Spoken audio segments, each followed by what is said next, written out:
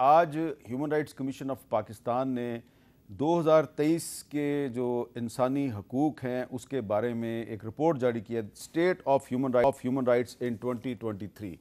ये रिपोर्ट है, ये आज रिलीज़ की गई है। बहुत कंप्रीहेंसिव रिपोर्ट है जिसको मैं सारी की सारी तो आपके सामने पेश नहीं करता, लेकिन इसमें जो अहम तरीन बात है इस रिपोर्ट में जो एक ख़तरे की घंटी है वो ये है कि 2023 में 700 दहशतगर्द हमले हुए हैं जी पाकिस्तान में, और उनमें 1524 अफराद जो हैं वो जाँ भाग हुए हैं, 1463 ज़ख्मी हुए हैं, और ये तादाद पिछले 6 साल की बुलंद तरीन सतह है, यानी कि ये हाईएस्ट नंबर है।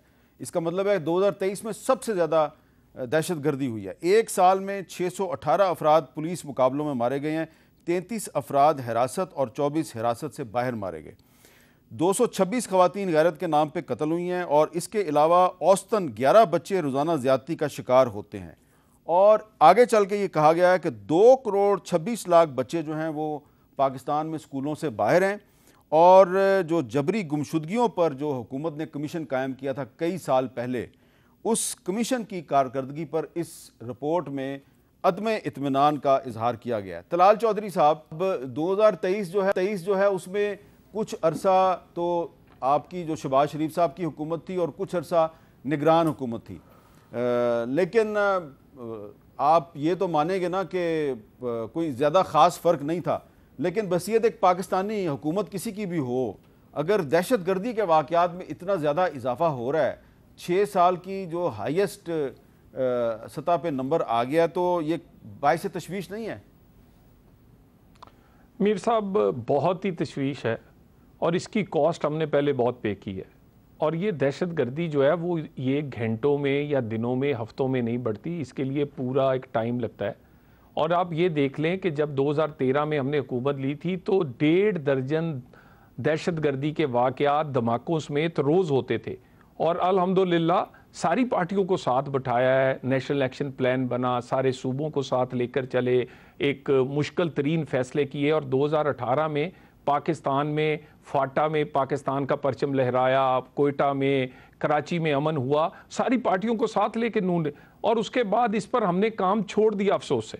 और फिर हमने ऐसे फैसले किए, और उसमें कई काबुल में चाय पीते हुए किसी ने कुछ फिक्रा कह दिया, किसी यहाँ पर वज़ीर आज़म जो खान साहब थे उन्होंने कहा कि मेन स्ट्रीम में लाने के लिए बहुत सारे लोग छोड़ दिए गए, इस तरह की पॉलिसीज़ बनी और गवर्नमेंट की तवज्जो नहीं रही। उसके बाद फिर ये हालात हुए, तो ये दोबारा बैठना पड़ेगा।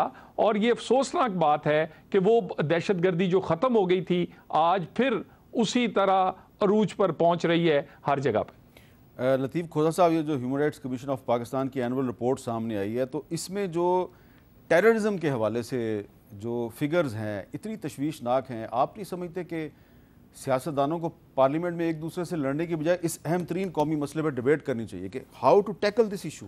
देखिए मीर साहब, बुनियादी तौर पर तो ये एजेंसीज़ का काम होता है प्रोटेक्शन करना। ये इन्फिल्ट्रेशन अगर अक्रॉस द बॉर्डर उधर से हो रही है, या BLA या कोई इंटरनल कोई ऐसी तंजीमें हैं, तो भी इन्हीं का फेलियर है। और जब आपकी जो है ये एस्टेब्लिशमेंट सियासत में पड़ जाए और फॉर्म 47 ये तब्दील करने में पड़ जाए, और हर दफ्तर में हर ज़िले में ब्रिगेडियर या कर्नल बैठ के तो फैसले करवाए, तो फिर आपकी एस्टेब्लिशमेंट तो आ गई या बिजनेस में पड़ गई, मिलिट्री एंड बिजनेस, या फिर आपकी जो है गवर्नेंस में पड़ गई। और गवर्नेंस और बिजनेस जो है ये संगम से होती है, अपने मनपसंद ये स्टूजेस को हुकूमत में ले आते हैं और उनके संगम के साथ फिर ये इकॉनमी पे भी जो है इस तरह से करते हैं। तो ये रोल डिफाइन कर लें खुदारा। तलाल चौधरी साहब से मैं कहूँगा, खुदारा अपनी पार्टी के अंदर ये ज़रा आइन पर अमलदारी कर लें, और जो जिनका रोल मुतअय्यन है उसी के दायरा हदूद और क़यूद में रखें, मत दें अपनी दाढ़ी दूसरों के हाथ में। अब अगर ये होगा तो फिर ऐसी ही रिपोर्ट आएगी। अच्छा तलाल चौधरी साहब, इसका क्या जवाब देंगे आप? मीर साहब, गुजारिश ये है, हर जगह हम ना घसीट लाते हैं वो जी इंटेलिजेंस एजेंसियां, फौज। नेशनल एक्शन प्लान 20 नुकात पे था, ज़्यादातर नुकात वो सिविल नोयत के थे, सूबाई और वफाकी हुकूमत की को डील करने वाले थे।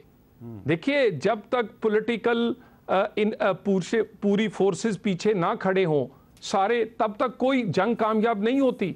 उसके बाद वो नेशनल एक्शन प्लान कामयाब हुआ, माने कि अगर सूबा केपी का एंटी टेररिज्म पुलिस डिपार्टमेंट किराए की बिल्डिंग में हो और वहां पर वो तवज्जो ना हो, भर्ती ना हो, तो उसके बाद फिर अगर पैदा हो तो हम कहें जी क्योंकि एजेंसियों में।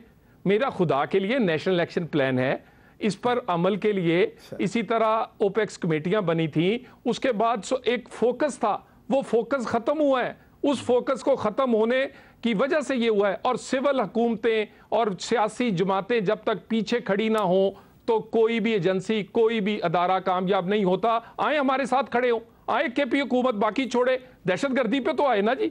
हम इजलास बुलाते उसमें भी नहीं आते, यानी सीएम उसमें नहीं आना पसंद करते जिसमें दहशतगर्दी।